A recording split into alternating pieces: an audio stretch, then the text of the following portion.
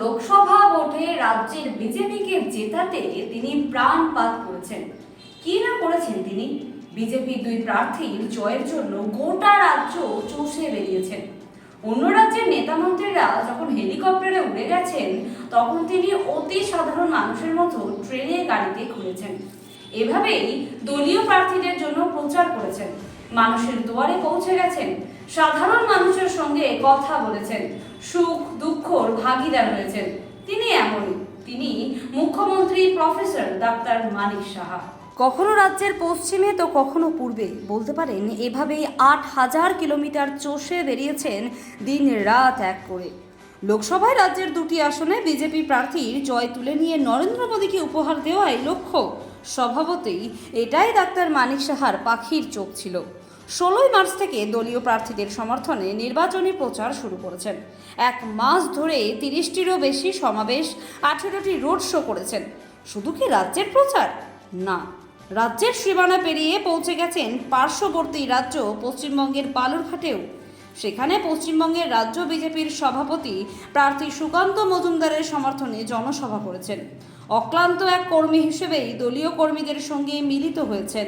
দলের অন্য নেতা মন্ত্রীরাও ভোটের প্রচারে থেকেছেন, কিন্তু ডাক্তার মানিক সাহা নিজ গুণেই দলের অন্যান্য সবার কাছে ক্যাপ্টেন হয়েই বিরাজ করেছেন। অন্যরা ছিলেন, তবুও তিনি ২০২৩ বিধানসভা নির্বাচনের মতোই রাজ্যের বিজেপিকে শ্রেষ্ঠ করতে যাবতীয় দায়িত্ব নিজের কাঁধে তুলে নিয়েছেন।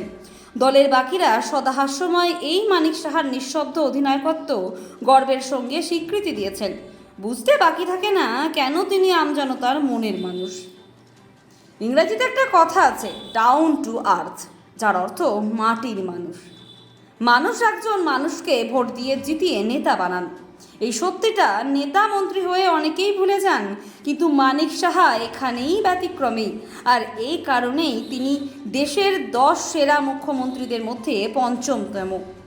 আর এই বৈচিত্র্যময় চারিত্রিক বৈশিষ্ট্য ডাক্তার মানিক সাহার থেকে বোধহয় অনেক কিছু শেখার আছে। এক ভার্সেটাইল চরিত্র, যিনি নিজের জন্য সম্পদ সৃষ্টি করেন না। তার কাছে এক ত্রিপুরা এক দেশই শেষ কথা। দেশের অন্যান্য রাজ্যগুলির মুখ্যমন্ত্রী ডাক্তার প্রফেসর মানিক সাহার থেকে উপদেশ বা শিক্ষা নিতে পারেন। তাকে ডেকে ওয়ার্কশপের আয়োজন তো করতেই পারে। এতে রাজ্য এগোবে দেশও। আসলে ডাক্তার মানিক সাহা শুধু দুটি লোকসভা আসনেরই নন, তিনি যেন ত্রিপুরার ঈশ্বর, পৃথিবী, ভালোবাসা।